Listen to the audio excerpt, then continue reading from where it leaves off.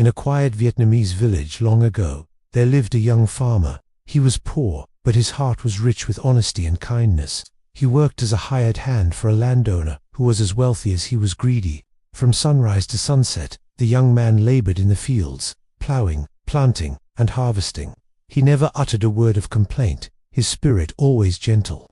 One day, the landowner, pretending to be impressed by the young man's dedication, made a grand promise. "Work for me faithfully," he declared, "and when the harvest comes, I will give you my daughter's hand in marriage." A spark of hope ignited in the young farmer's heart. He had long admired the landowner's daughter, a kind and gentle soul who, in secret, returned his affection. The thought of a future with her filled him with new strength. He threw himself into his work with even greater vigor, dreaming of the day his happiness would be secured. The fields became his canvas, and his sweat the ink of his devotion. He worked harder than ever before, believing the landowner's words were as solid as the earth beneath his feet. But promises from a greedy heart are often built on sand. When the bountiful harvest season finally arrived, the landowner revealed his true nature. He completely forgot his pledge to the young farmer. Instead, he had arranged for his daughter to marry a man of great wealth. When the farmer, confused and hurt, came to ask about the promise, the landowner cruelly dismissed him. "Forget everything I said," he sneered. "A poor worker like you is no match for my daughter." The young man's world shattered. He was devastated, his dreams turned to dust. Yet, a small ember of hope for justice still flickered within him. Seeing this persistence, the landowner decided he needed to get rid of the farmer for good. A cunning, wicked idea formed in his mind. He put on a show of consideration, saying, "All right, if you truly want to marry my daughter, I will give you one last chance. Go deep into the forest and bring me back a single bamboo tree with exactly 100 sections. He smiled to himself, knowing that such a tree was a thing of pure fantasy, a botanical impossibility. He was certain the young man would fail and never return. With a heart heavy with sorrow but a spirit not yet broken, the young man accepted the impossible task. He ventured into the dense, ancient forest, his determination his only guide. He searched day after day, his eyes scanning every bamboo grove. He walked until his feet were sore and his hope began to fade. Of course, he found bamboo with 10 sections, 20, even 30, but never one with 100. Exhausted and defeated, he finally collapsed at the foot of a large banyan tree and began to cry, his tears watering the forest floor. Just as he was about to give up all hope, a gentle light appeared before him. An old man with a long white beard and a kind, serene face stood there, radiating a soft warmth. It was the Buddha, disguised as a humble traveler. "Why are you so sad, my child?" he asked in a voice as soothing as a calm river. The young man, startled but feeling a strange sense of peace, poured out his story, the hard work, the broken promise, and the impossible quest for the 100-section bamboo. The old man listened patiently. When the farmer finished, a wise smile graced his lips. "Do not worry," he said. "Your troubles will soon be over. Do as I say.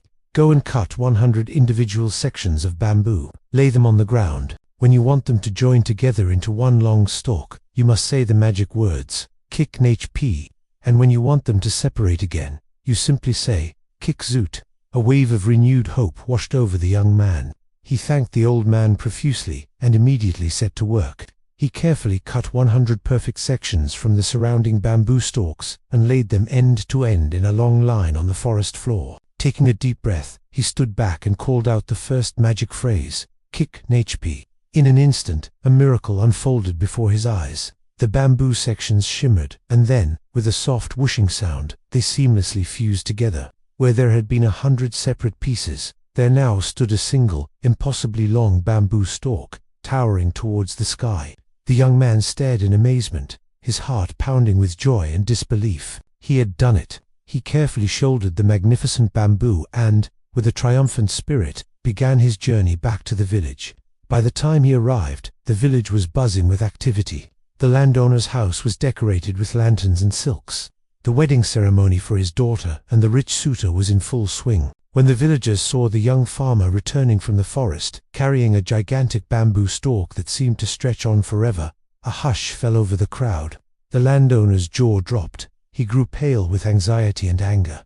How could this be? He quickly tried to regain his composure and hide his scheme.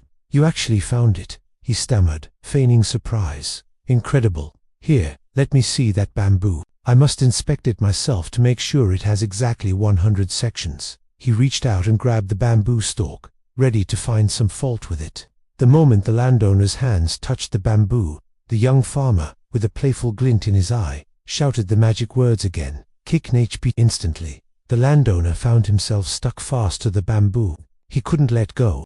The young farmer then began to lift and wave the long stalk around. The landowner was pulled and stretched along with it, his body contorting into ridiculous, undignified positions.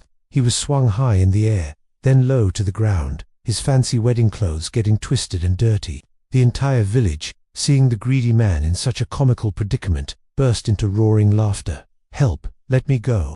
The landowner yelped in panic and humiliation. He begged and pleaded with the young farmer to free him. Please, I was wrong. I'll do anything. Just make it stop, he cried. The young farmer smiled calmly and asked, will you keep your promise this time? Will you let me marry your daughter? Yes, yes, I promise. The landowner screamed, desperate to be released. She is yours. Just let me down. Only after the landowner had sworn his promise before the entire village did the young farmer finally say the second magic phrase, kick zoot. At once, the magical connection broke. The bamboo sections separated, and the landowner tumbled unceremoniously to the ground in a heap. True to his word at last, the humiliated landowner called off the wedding to the rich man and allowed his daughter to marry the young farmer. Their wedding was a true celebration, filled with genuine joy and the cheers of the villagers. The young farmer and his bride lived a long and happy life together, their home filled with love, honesty, and peace, proving that true wealth is found not in gold, but in a good heart. Thank you for watching. If you enjoyed this story, don't forget to like, share, and subscribe for more tales from around the world. See you next time.